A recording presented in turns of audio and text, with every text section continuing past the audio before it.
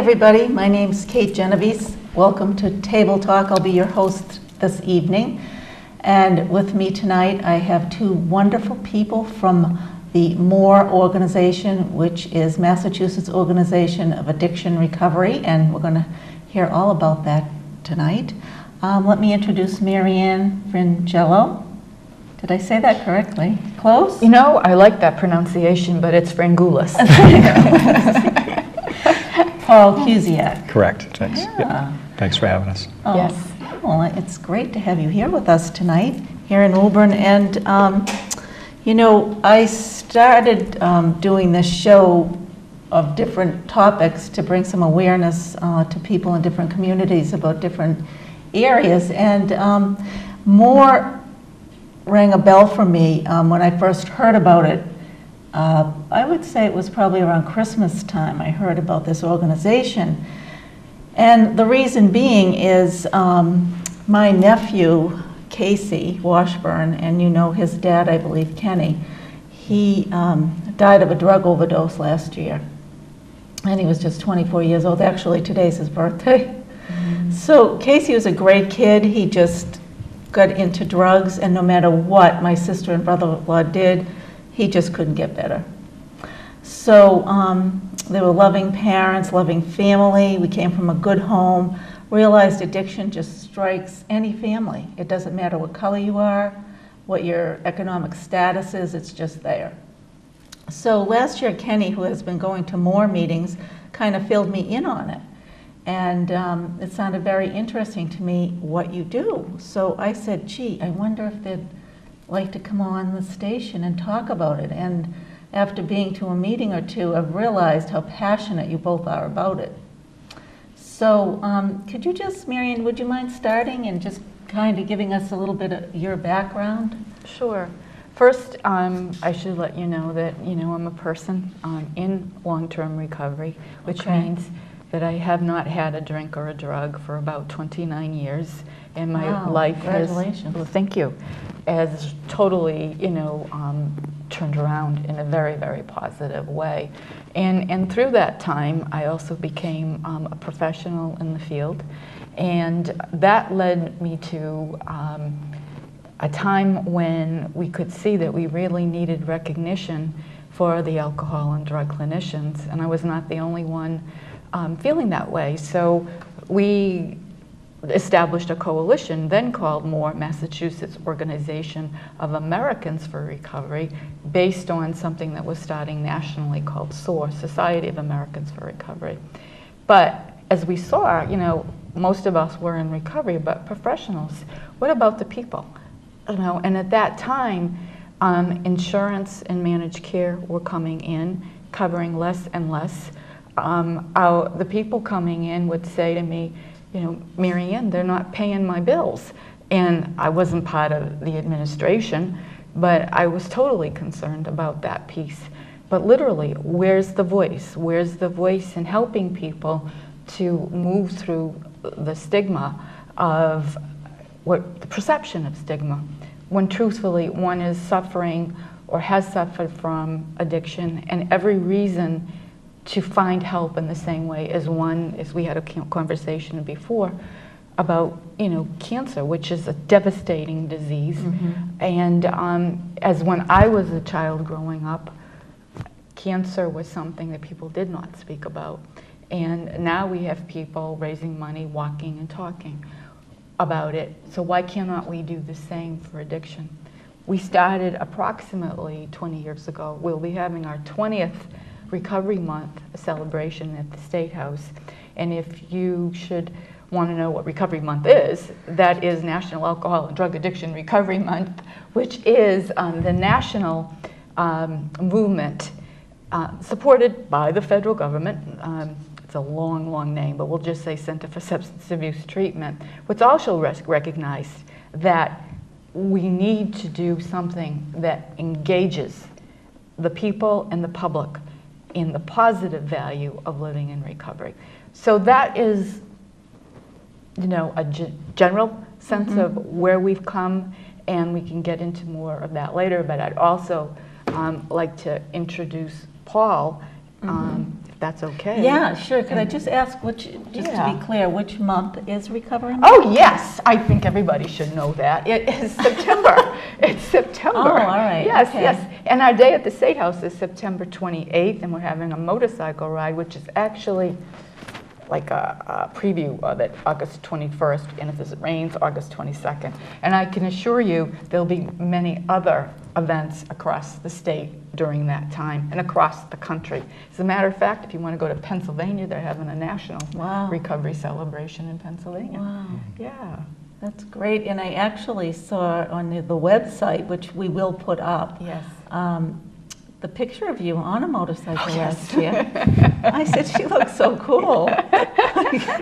Well, it's my dress up, my only time that I go on a motorcycle. And I happen to have a great friend who's in long-term recovery, whose name is Charlie Yetman, that manages to bring to our walk a motorcycle and says, "Hey, Marianne, get on." And I'm like, okay, let's go, leave the troops. And we go walking from Government Center in the city of Boston to the State House saying, "Join the what? Join the Voices for Recovery." What did I say? Recovery. And so there we go. And people are, "Ooh, wow, what's this?" Yeah. And it's a fabulous day, which really is a signature event for the many fabulous days across the year that lets people know that there is value to recovery, that there is value to the recovery process, and it is important to understand the whole disease of addiction so that people don't have to pass away from this disease,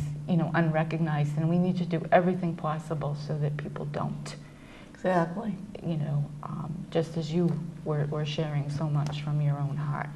Yeah. Yes, Yeah. most definitely. Well, thank you, and we'll talk more, but let's talk Yes, to we Paul. always talk more. Thanks.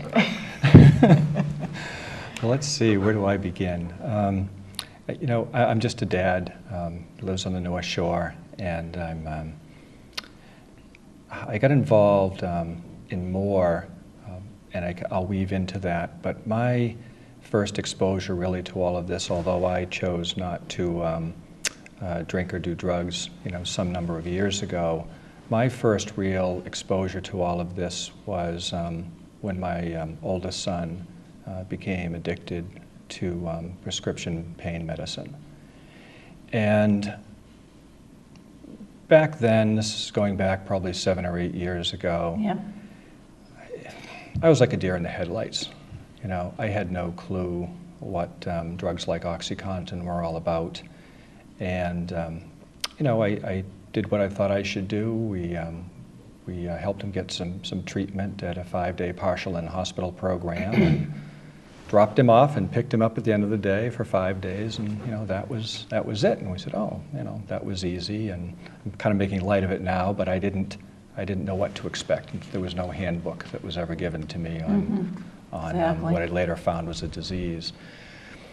Several months later, I remember this like it was yesterday, my son came downstairs on a Sunday morning and he said, "Mom, Dad, I can't quit this.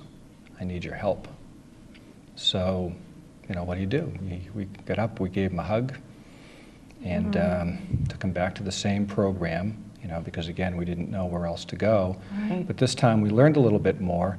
We had him sign a release so that the doctors could share information about what was happening, and they don't do that to divulge personal information. Those conversations are private between my son or any of their clients, and the staff, and rightly so.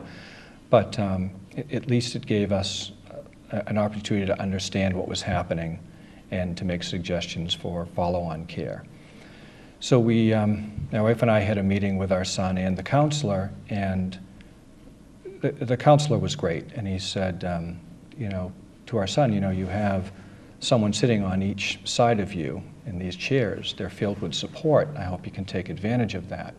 And we ended up leaving, and he gave my son an aftercare program. On the way out, he tugged on my shirt and pulled me back. And he said, I don't want to scare you, but when you're dealing with these 5-day programs and you're dealing with opiates, these 5-day programs are like putting a Band-Aid over open heart surgery. Absolutely. He said, get a backup plan.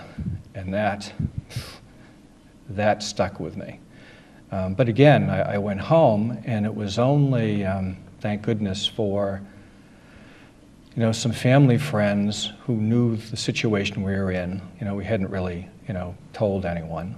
And they offered, some suggestions and said that they had a family, member who had gone through the same thing. So that in itself was a huge relief, knowing that you're not alone. Absolutely, and knowing that, people aren't going to pass judgment on you. Mm-hmm. So that was very comforting, to me and to my wife, and I think to my son at the time. So we... How old was your son at this time? Just it all kind of blurs, say roughly 19. So did he have insurance, his own insurance, or was he still on your insurance? He was in college, so he was covered under our, insurance, at the time. But, again, we were trying to figure out, what do we do, Right. next. So to fast forward, things certainly got a whole heck of a lot, worse, before they got better, which I didn't know then, but I know now is the progression of this disease. And especially when you're dealing with, drugs like OxyContin, these drugs control you physically, emotionally, spiritually, to the point where in some cases you'd rather commit suicide than live without these drugs. Right. It's not about getting high and having fun. It's about needing those drugs, to feel normal. And then as the disease progresses very quickly, you need those drugs not to feel sick. And things. There's a lot of turmoil when that happens, with the person struggling with the addiction, obviously, and the enormous ripple effect it has, Right. Through the family. So we, to fast forward, we were fortunate enough that my son was willing, to go to treatment. He did go to treatment. Again, I'm a little vague on the timeline sitting here right now. Did you have to pay out of pocket? I mean, I'm just saying that Yeah, because one of my problems with this whole addiction thing is that it's not looked at as a disease. It really isn't in mental health. As a nurse, I'm seeing that. You get your detoxes and you get 5 days and then you're out in the street. I mean, to me, we need a long-term plan here for these Sure. kids because it's way too short. You wouldn't just throw somebody out of the hospital that had cancer or a diabetic. You'd get them as well as you can. Yeah, so I don't know if that's being looked at in our it is. healthcare system. It is, and that was something that really struck a nerve with me too. But again, in the beginning, keep in mind there is no handbook for this. For the most part, you feel alone. And I think, unfortunately, because there's so much, stigma around addiction, Right. there's so much denial, there's so much guilt and shame, and people just don't want to talk about it. Exactly. Which is why it's so great to have a show, like this. So many people suffer in silence and never get help. But the changing point for me, from when I first learned of my son's addiction to when he went away to treatment and he was 3 weeks into his 30-day program, I had an opportunity with my wife to attend a 4-day parenting program. That was the best 4 days of my life. And I really wanted to be there to support my son. I really wanted to be there to learn. But at the same time, who wants to sit there? And, in my mind, I'm saying, I have people telling, well, now you'll find out what gene on what side of the family caused this, or, or I'm saying to myself, what horrible thing did I say to my kid, to make we them this always way. Go inward and blame ourselves initially, huh? Yeah. And so the meeting was really interesting, and I walked in. We were all told to put on a badge, first name, last initial, son or daughter's first name, last initial. We were in a room with 22 other parents, just like us, we later learned, and a couple of trained facilitators. And while they did discuss a little bit about potential causes and things of all of that nature, including predisposition and so forth, to the disease, it absolutely had nothing to do really with what caused this. I mean, they drilled into our heads right in the beginning. You didn't cause this, you can't control it, you can't cure it. We later learned, at least I did, I'll speak for myself, that we can contribute. And I can get to that a little bit later. But during that time, from when I first learned of my son's addiction to the time I went to this treatment center, a number of months had passed. Things got very, very bad. I was at my wit's end, literally. It was difficult to function. I was mad, I was angry, I was scared. I didn't know whether my son would be alive the next day or not every time he came out.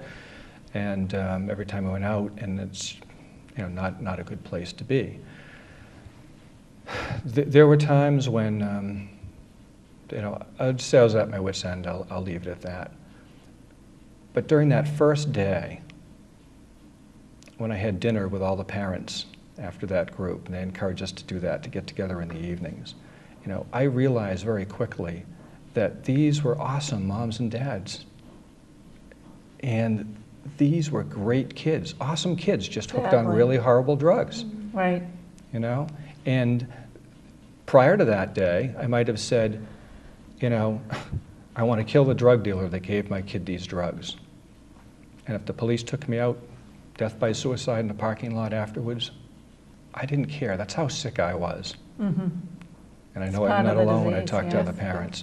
I mean, I had an enormous list of kids that I was worried about by that time, that were doing all sorts of drugs. And the more I dig into it, the bigger the problem was. And, the more that sucked you in. Exactly. So I came back from that first meeting really gung-ho to try to make a difference in my own community. And fate, I think, will have it now that there happened to be a little substance abuse coalition group starting, at least at the high school, to figure out what to do with some recognition around this disease. So my wife and I went in and met privately with some people, and I also attended these meetings. I put all my personal stuff out there on the table. I was pretty much an open book because I didn't want to see some other family go through what we were going through. How brave. That's wonderful. Well, back then, it wasn't quite as well received at all levels in the community because this is a tough topic. I think that there's a little bit of we don't want that our town to be viewed that way, or if a school system steps up or a police department steps up or a health community leader steps up, then they might be looked at to be part of the cause and therefore responsible for the solution when, gosh, I only wish it were that easy. I know. It's not. So, I became a bit frustrated back then. I relied, very heavily on the treatment center that my son attended for some guidance because I still wanted to try to help. And, I think, our city was trying the best they could at the time in their own way, but I wanted to try to do more. You brought up an interesting point, though, the insurance. I was unemployed at the time, paying $1,500 a month for COBRA insurance when I was getting my son into this treatment program. Fortunately, I had a PPO. I called for pre-approval. I had to come up with a couple of $1,000s, for his treatment, which I was happy to do. And then, lo and behold, he gets into treatment, and the insurance company reneges. And now I'm suddenly responsible for a bill that's magnitudes more than that initial payment. Back then, I didn't know what I know today.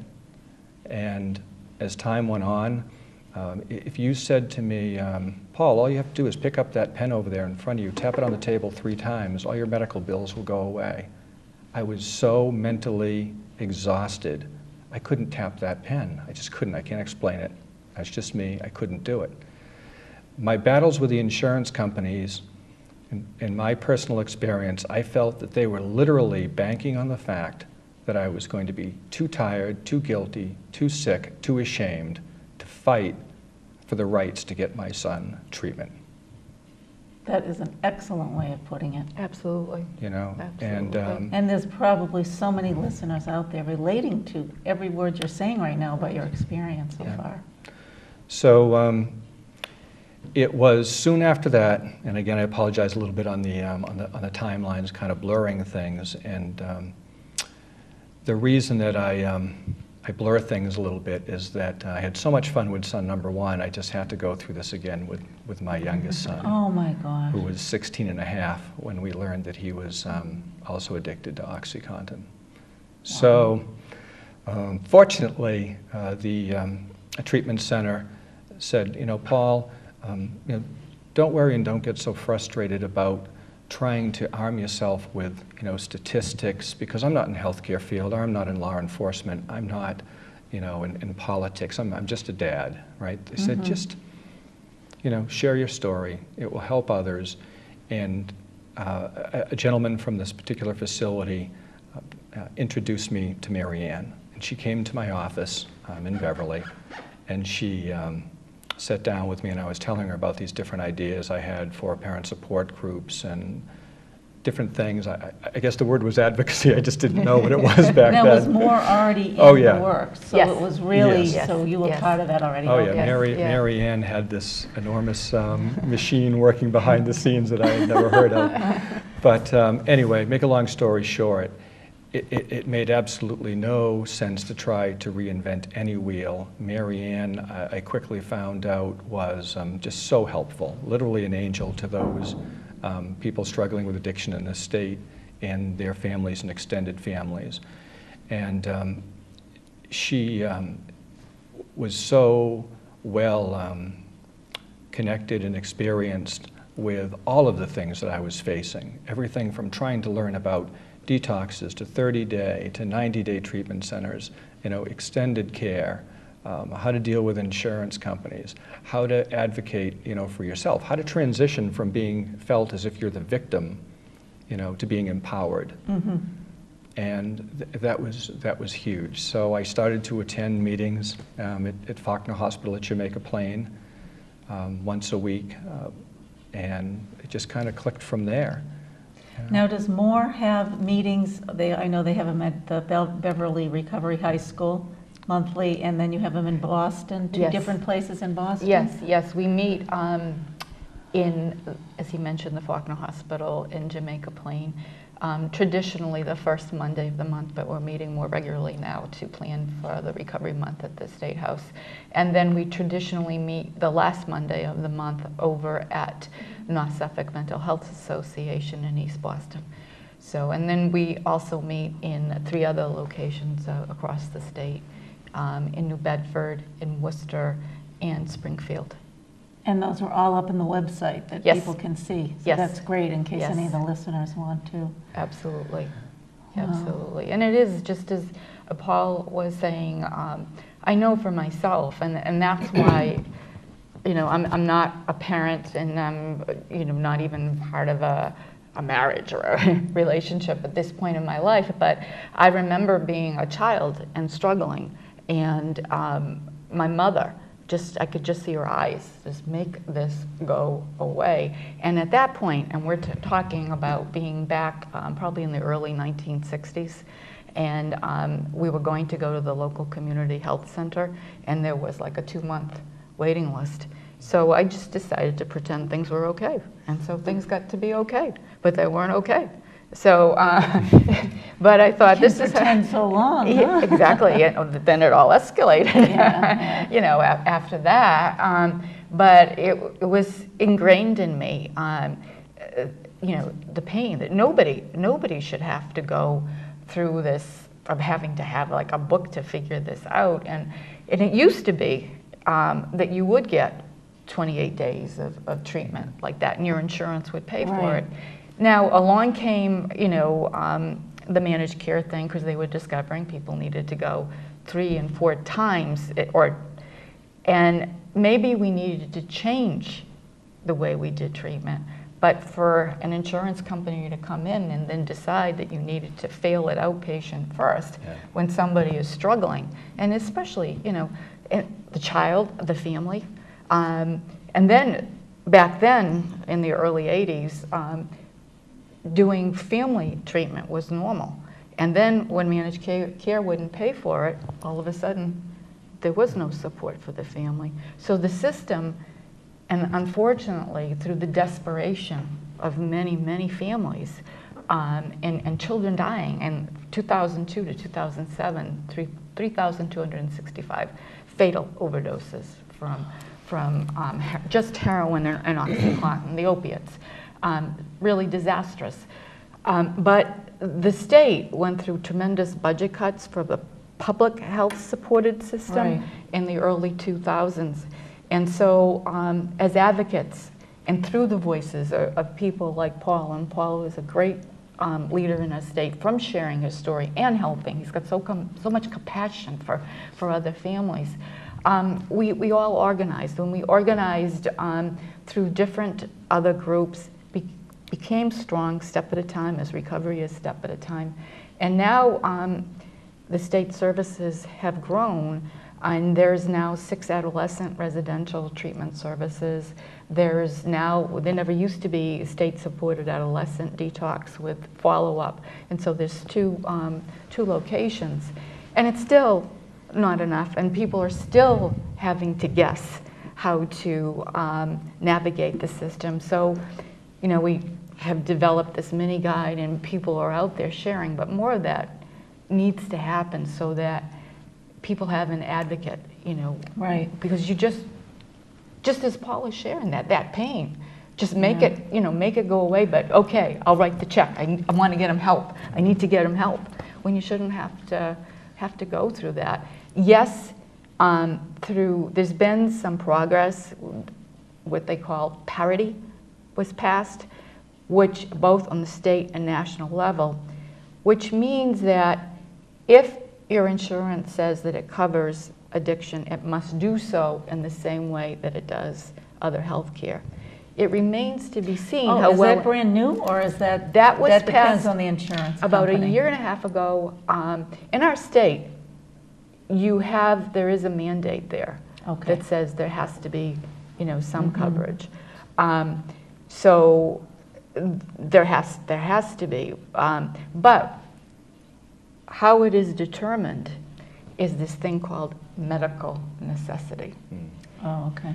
So if we get into more of the public policy arena, there's a great senators, there are many good senators and representatives in our state, but Senator Tolman from the Brighton area was also chair of the OxyContin Heroin Commission and went around the state and did probably 6 to 8 community forums and put together this one omnibus bill. And one piece of it, if it lasts, and hopefully it does, is that let's put insurance coverage in the hands of the providers, because their hands are tied.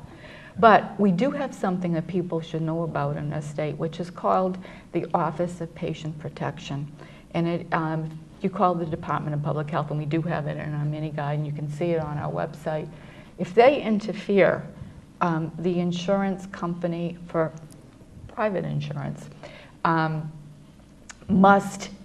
they still have to stay while they're negotiating. But not everybody knows that, you know. It doesn't make it even perfect. I didn't know it. Yes, well, And I'm a nurse. yeah, there you go, there you go. Office of Patient Protection. Exactly. Do they have a website? Yes, they do. They have a website, and they're over at 250 Washington Street. Wow, that's great to know. It is. And then to be able to report it to the managed care division, you know. And there are ways to do appeals, you know, within your own, with your own health care plan. And some people have had some success at calling the president, and some have had other successes, but you're so overwhelmed. You know, what my thing is I'd love to see, you know, advocates who that's their job, is to really and truly help people through this. So is this funded, more funded by the state, or is yes. it federally funded at all? We've gone through 20 years. We've evolved from a totally volunteer organization for about 10 years. And then we got some federal funding, no longer have federal funding except for a little bit for Recovery Month celebration.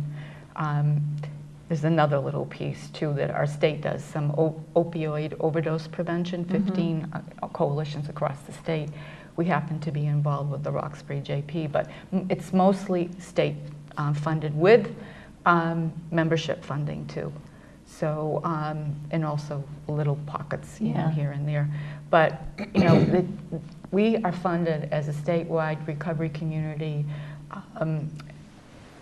education organization, and that is specifically to help people to become empowered and educated about how to navigate the system, as well as to inform the Bureau of Substance Abuse Services and other state agencies about what needs to change. And if somebody went on your website, and I know there's a phone number there. Yes. They could call you up and ask questions? Yes, they can And do that. They can ask questions, and then they could go to a meeting as well. I just Yes. want to read, I just love the mission statement, and I just wanted to read this. And Moore's mission is to organize recovering individuals, families, and friends into a collective voice to educate the public about the value of recovery from alcohol and other addictions. And their vision, Moore's vision, Moore envisions a society where addiction is treated as a significant public health issue and recovery is recognized as valuable to all our communities. And the message is to seek to continue to build a recovery-informed society where recovery becomes a societal norm Yes. and prevention and prevent a societal given. Prevention is a Yeah. societal given. Like, we should just Yeah. take it as a given that people are going to get better, it's going to get addressed. And I, just to personalize it a little bit, although I had my own addiction many, many years ago in the early 70s, and through the grace of God, I got better. And I went through it again with my son, my middle child, and I'm from Woburn, and before I came here today, I called him up, and he's in Russia. And I said, Wow. Dan, I'm going on TV today. Can I mention your name in recovery? Because people from Woburn are going to hear me talking about you, so I won't if you don't want me to. And he said, no, absolutely. He said, that's great. That's great. He said, I am so, happy. I am so, he's such a God person that he got better. Yeah. That's And great. so That's- he said to mention it, but we went through a lot. I mean, I talked about insurance companies because we struggled. And we had, my husband works for a town, and not this town, but a town, and they kept switching insurances.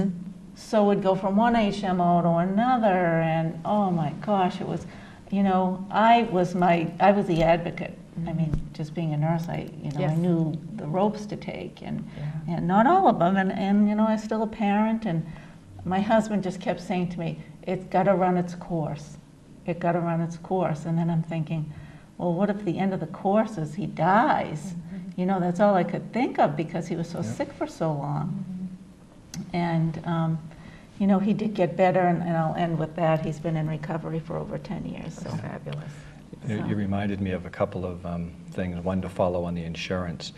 There's the formal channels that Mary Ann described, and then as a parent, I'll say there's also what I call the nutty parent department in these insurance companies that, I don't know, sometimes I was just so frustrated and so scared for my son, and I just, I don't know, he'd just become possessed, but I would just call up as high as I could possibly go to the president or CEO's office, and I would demand to speak to someone. And I would absolutely refuse to sign these ridiculous bills that, they basically want an explanation, or they want you to, everything is a little trap, in my mind, was to get you to acknowledge that this is the final payment. I would just resubmit. I'd find out that the bills would just eventually, they'd get lower. Why can't they pay what they were supposed to pay the first time? And because some of the benefits might come out of a treatment for addiction, out of one pocket.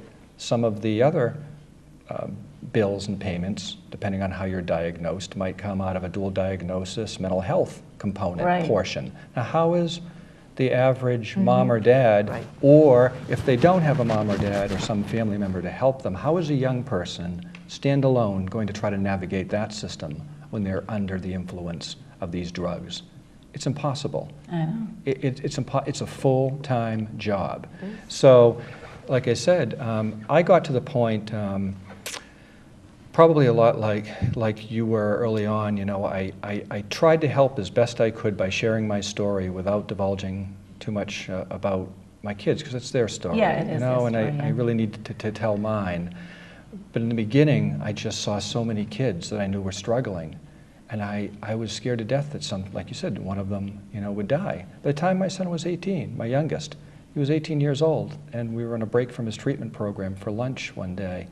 I said, how many kids do you know that have died? I don't know what even made me ask him. And he went just like this, boom, boom, boom, boom, boom. He named 10 kids by the time he was 18. I'm 50-something. I know I look like 30-something, but you know, Especially on TV. Yes. you know, I don't know. I can't think of. I have to think really hard to think of one or two people I know that have passed away. You know, and it's just it's so scary. And my youngest son went away to a recovery high school out of state because he just couldn't, you know, function back here. It was not a good environment for him. And you know. I think that happens a lot. It happens it's a not lot. Unusual. It happens a lot. And you know, he was away. He had some, you know, some very good clean time for, you know, quite a number of months. I don't know if it was, you know, a full year or not. But I can't. Again, don't know the exact timeline because I blurred these stories so many times. I apologize. But you know, I remember him, you know, coming home and literally relapsing that day. I just learned this the other day, another little piece of the puzzle that, you know, you keep learning, and this happened, you know, years ago. But anyway, he went back out of state, you know, to attend, you know, a recovery high school because there were no such resource like that at the time here in Massachusetts. He was 17 and a half. He went away to treatment when he was 16 and a half. 17 and a half, he was living in a sober house 1,500 miles away, attending a school. And I was torn. My wife and I were torn. We wanted him home, but we knew no good could come of him being here, and there wasn't all the resources that they could offer him there at the time. And he was a teenager. Yeah. So he lived in a combination of sober houses and with another family. And again, that was a very, very long road, you know, to recovery.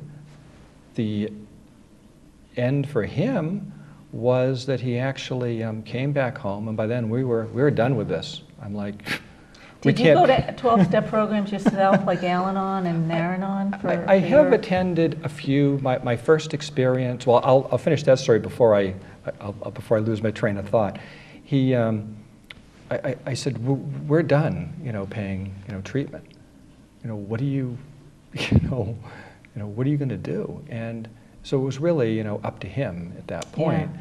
And he did decide, thank goodness, to go to a program, you know, in southern New Hampshire for about 4 or 5 weeks, and then he went on to a sober house in Maine and came back to the recovery high school in Massachusetts, which, you know, we had by then. Yeah. And your story about asking your son permission reminded me of a story that when I was asked by Greg Hughes, who was on staff to Lieutenant Governor Healy a number of years ago, and he was very much responsible for coordinating and implementing the substance abuse plan, you know, here in the state of Massachusetts, and you know, great guy.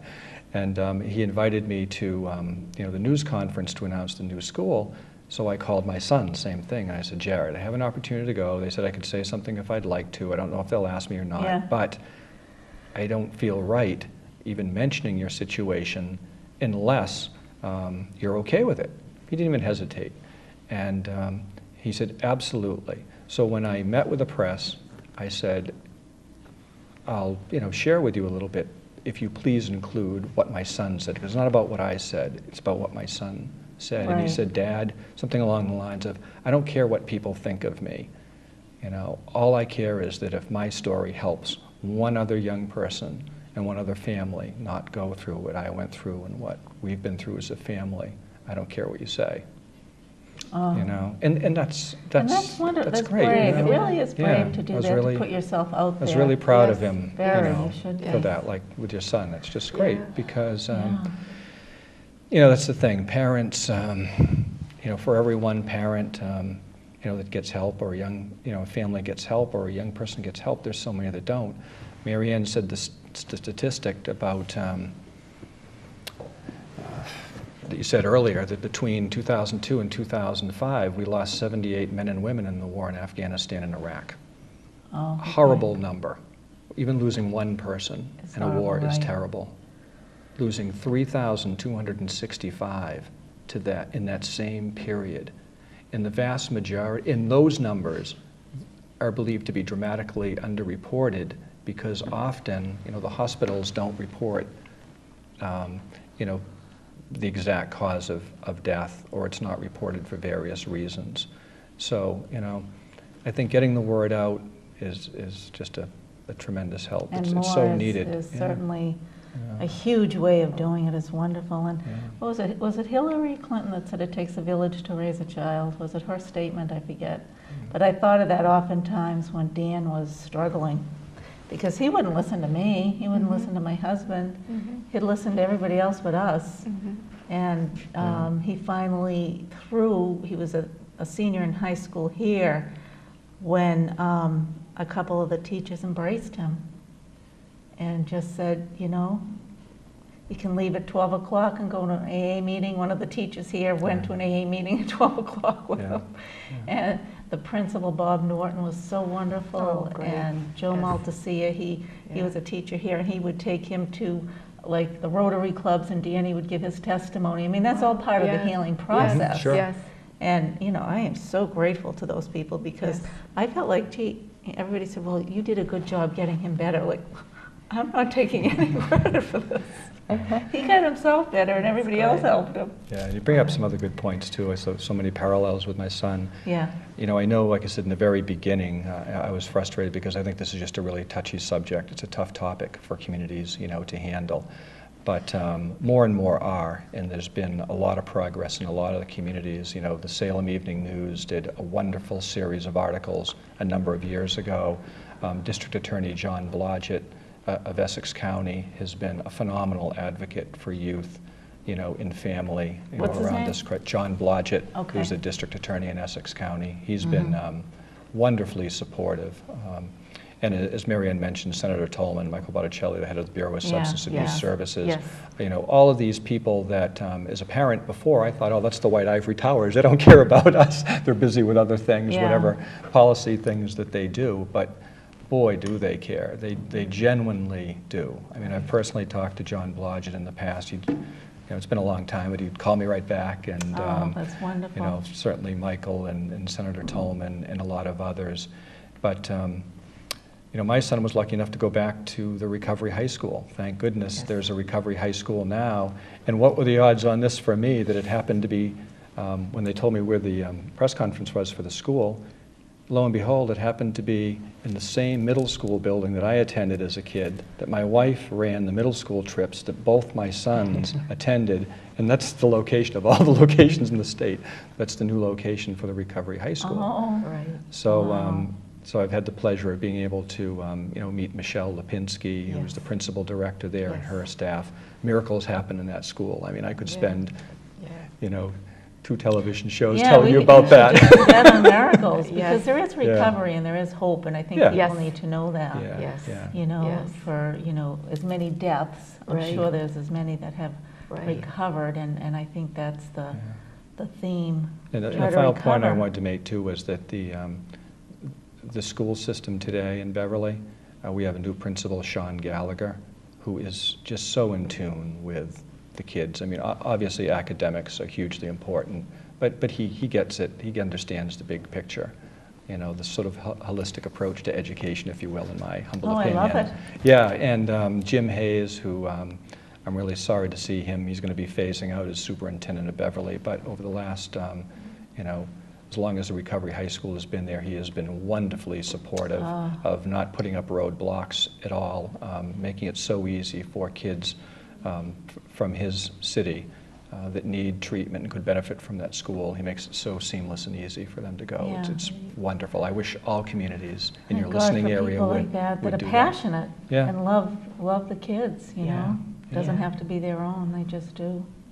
I know our community right here in Woburn is really, you know, stand-up community and have tried to help the kids. There's one police officer that I can point out, Beth Higgins, that was instrumental in several kids getting better, including my son. There you go. But I wanted to, because along with addiction, you know, and all that, and we know that the kids get into trouble. They have no money, so they get into trouble. They steal, they do bad things that they need to be made accountable for. So therefore, you know, they get older and they get better. Let's say, for instance, they face the quarry that awful four-letter word as far Yes. as I'm concerned. Yes. So CORI stands for? Criminal Offender Record Information. Okay. When I first heard of it, I thought they were talking about somebody's name. We have to do something about Corey. We have to do something about Corey. Corey who? I mean, Yeah. and lo and behold, I got this, rude awakening, and it really, it's been like that I know of anyway, a 15-year process. But now, again, because people are saying, we need to really put the focus in from recidivism, which if people are going back into the prison system, and you may or may not know that 80% of our prison system is people there who are suffering from the disease of addiction, that they have done their activity which was not on the right side of the law when they're underneath the influence. So why don't we put an emphasis on help? Well, one way is to reform the CORI laws. And currently, if you get a felony and if you pick up, heroin and you are in a school zone, and many places are, there's a school zone, you're going to get a felony. And so that's going to be on your record for 15 years. You could do a lesser crime and it will be on your record for 10 years. What advocates have worked for across the state, there's a wonderful coalition called the Commonwealth CORI Coalition. And Commonwealth, say that again. Commonwealth CORI Coalition. Okay. And with Is that for CORI reform? Yes. Okay. And with the good leadership of Senator Harriet Chandler, as well as Representative Mallier, and a good many others, because they got many, many sponsors. And when I say sponsors, I mean supporters for this legislative proposal. They've got the 15 years to go down to 10 and the 10 to 5.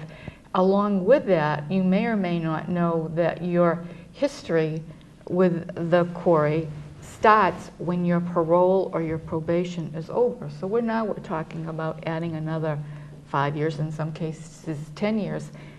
That will end with this legislation. And this is not about being soft on crime, because the person has to adhere what you're supposed to do while you're underneath the follow-up of probation, parole, and with this legislation too, that's going to be important. You try to go for a job, and the first thing that they will ask you is, do you have a criminal record? That's going to be taken away. That doesn't mean we have to have due process, that an employer does not have the right to look it up. But what it does allow for is to build a relationship, because it is just so easy. You just fill out that little X there that says that you have a criminal record. They'll just take it and throw it off to the side.